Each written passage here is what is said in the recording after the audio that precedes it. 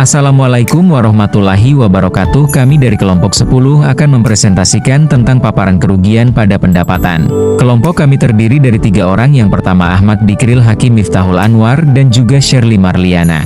Pengertian sewa secara singkat menurut Kamus Besar Bahasa Indonesia, KBBI, ialah pemakaian sesuatu dengan membayar uang atau ongkos yang dibayarkan karena memakai atau meminjam sesuatu. Contoh kegiatan sewa menyewa barang yang ditemui di masyarakat, yakni rental kendaraan, bangunan, buku, dan lainnya. Kerugian sewa, dalam konteks real estate komersial, adalah perbedaan antara tarif sewa pasar, yang seharusnya, dengan tarif sewa aktual yang dibayar oleh penyewa.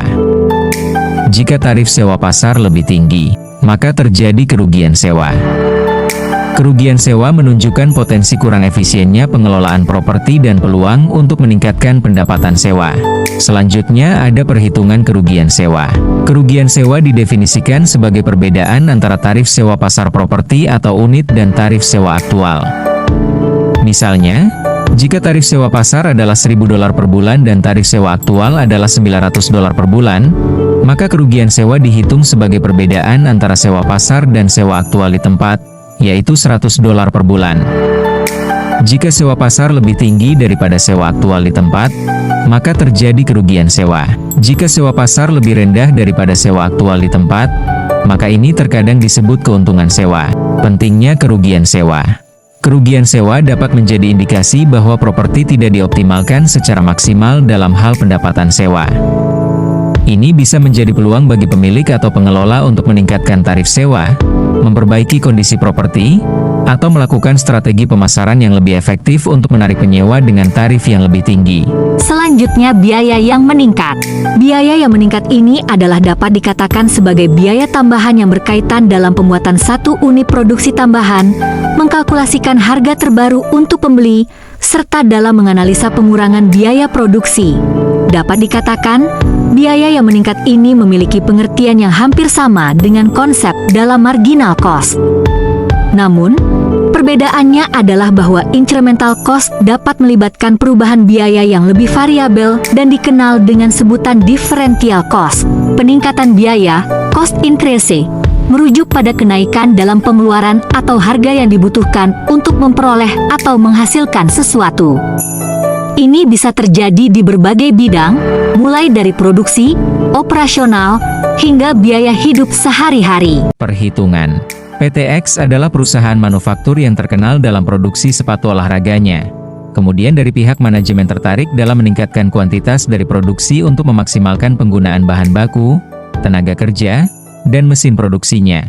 Jika sebelumnya PTX memproduksi 1.000 pasang sepatu dengan total biaya Rp80 juta, kemudian pada proses produksi penambahan dengan total 1.750 pasang sepatu dengan total biaya Rp131.250.000. Berapa biaya incremental cost per penambahan unit?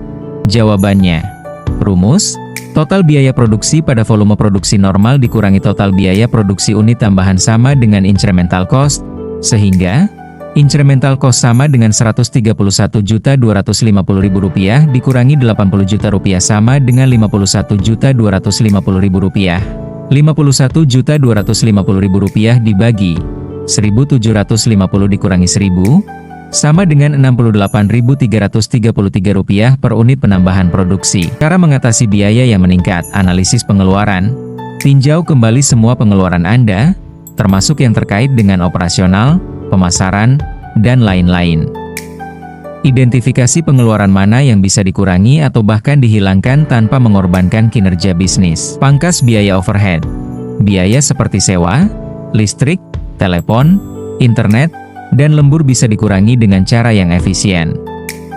Misalnya, gunakan aplikasi video call untuk rapat jarak jauh, atur penggunaan listrik secara bijak, dan sesuaikan lembur dengan kebutuhan yang sebenarnya. Negosiasi dengan vendor. Lakukan negosiasi dengan supplier untuk mendapatkan harga yang lebih baik, atau pertimbangkan untuk mencari alternatif supplier yang lebih terjangkau. Selanjutnya bonus dan pembayaran di muka. Bonus adalah pendapatan tambahan yang diberikan kepada karyawan di luar gaji reguler, sebagai penghargaan atas pencapaian tertentu atau kinerja yang baik. Bonus biasanya diberikan dalam bentuk uang tunai, tetapi bisa juga berupa barang atau layanan. Pemberian bonus tidak diwajibkan oleh undang-undang, kecuali jika diatur dalam kontrak kerja atau perjanjian perusahaan. Bonus adalah pendapatan tambahan yang diberikan kepada karyawan di luar gaji reguler, sebagai penghargaan atas pencapaian tertentu atau kinerja yang baik. Bonus biasanya diberikan dalam bentuk uang tunai, tetapi bisa juga berupa barang atau layanan. Pemberian bonus tidak diwajibkan oleh undang-undang, kecuali jika diatur dalam kontrak kerja atau perjanjian perusahaan. Perhitungan bonus. Metode paling sederhana adalah menghitung bonus sebagai persentase dari gaji pokok karyawan. Formula: bonus sama dengan persentase bonus dikali gaji pokok.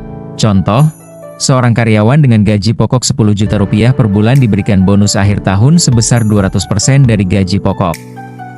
Bonus sama dengan 200% dikali Rp10 juta sama dengan Rp20 juta.